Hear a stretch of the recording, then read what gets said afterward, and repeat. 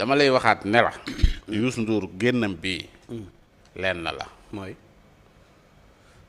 état man Youssou Ndour de pare na pour ñu teg lengeey maanaam comme rajo bi ni muy doxee ne pare na pour mu dakk bàyyi na pare na pour bàyyi xeex. waaw pare na pour mais Youssou xeexul. waaw déglul rek ñoom Babacar ay waaw xeex. mais loolu la mais Babacar dafay ak Assane Gueye xeex. maanaam loolu kii la ak Georges kii la boo xamante ni bii maanaam genre clin d'œil la comprendre nga ndax après nag état dana ko wuy si loolu nga pour Youssou. léegi non loolu mu daadee loolu kon dina am peut-être que départ. ni am na yu mu bëgg a négocier yoo xamante ni bi léegi génn def na benn sortie boo xamante ni bi sortie bi si toutefois que ni yëf yi daadee loolu yemb parce que bul fàtte ni am nañ ay jafe-jafe waa TFM ñoom am nañ ay jafe-jafe ci yu bari yoo xamante ni bii am nañ ay jafe-jafe seen déggoo ñoom Babacar Faye yàgg ñu laa joowal salaire yuy tardé et cetera am nañ ay jafe-jafe dugg nañ ci am na loo xamante ni bii état dina ko signé ay këru liggéeyukaay ci lu jëm ci wàllu communication et cetera comprendre pare nañ pour teg lenge yi waaye ngi sóoraale leen ñu waaw man de. ci publicité yi war a ñëw ak kii yi war a ñëw. man de Youssou Ndour dafa jóg commercial la agent commercial la buy lijjanti xaalis.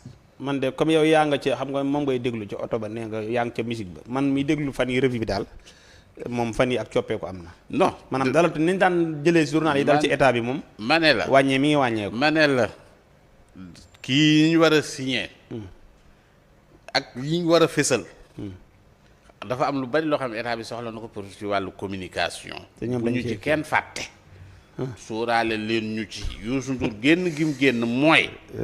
teg nañ jàjj yi.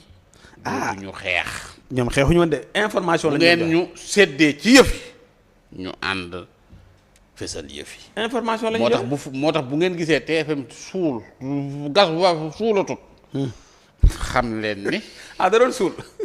loolu suul kay.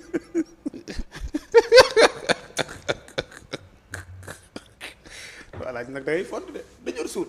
loolu suul kay xam nga mënut a tëb de réew baa ngi dox. kon kenn wax ak waa këram. moo tax mu naan yéene jooñ moo tax ma ne la wax suul la. c'est pour bañ a vexer Macky Sall quand même parce que ñii jéego bu ñuy teg rek day gàccaal Macky Sall Youssou Ndour mënut a tëb apprécier ko est-ce que comprendre nga. léegi mais ni mu koy waxee noonu da lay wóor ne la xeetu suul la pour parce que am na ku muy sóoraale ci wax ji te warutoon sóoraale kenn ci wax ji nag waaye li mu tëjee ne la ma waxoon ca sama way ba Youssou Ndour wayam yee koy dimbali. ne bu fukk di gas fukk di suul pën day bari waaye pax du am. waaw yaa ngi dégg loolu la sànni gaa yi pour ñu ngoy ci kàddu gu am solo la. waaw mais dégg nga ma wax loolu la sànni gaa yi pour ñu ngoy ci mais pour gaa yi tamit kal sóoraale ko ci lii ñëw. Youssou est-ce que li muy dem télé ba bari na est-ce que du àdduna sax benn yoon la fay dem Assane alaaji Youssou Ndour lijjantiwu leen ñoom. seen autonomie la ñu yor di gérer di doxal. mu yor micro bi. gaa yi dañuy signé ay contrat de. non contrat yooyu ñooy téye télé yi de. loolu leen di cee de fi mu toll nii Youssou Ndour su kii demee wut noonu ci at mi dina loolu xam nga dafa am télé yu tàmmoon xoslu quoi. comme mooy Walfadjri xam nga si Lamine dafa tàmmoon xoslu. moom lii amul waaw maanaam état bu kii mu jaay lépp lu ko télé joxoon def ci télé bi. waaye Youssou Ndour mi du jaay gaa affaire yi.